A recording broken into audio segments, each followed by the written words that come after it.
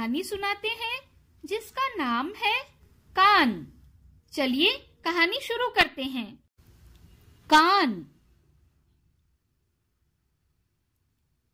Kitty के कान ओहो कितने नरम हैं।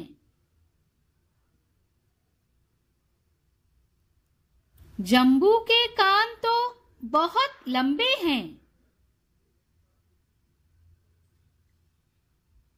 खरगोश के कान उफ कितने प्यारे हैं। अरे चूहे के कान कितने छोटे हैं।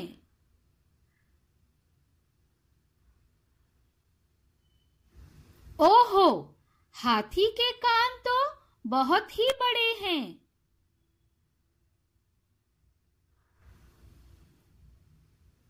सुनो नन्ही चींटी, तुम्हारे कान कहाँ हैं?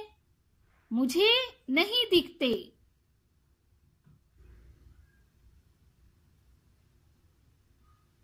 तुम सुनती कैसे हो मेरी प्यारी चींटी?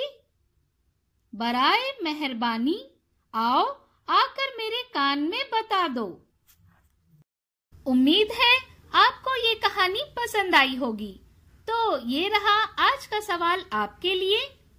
हमारे जिस्म के 5 हिस्सी आज़ा के नाम लिखें।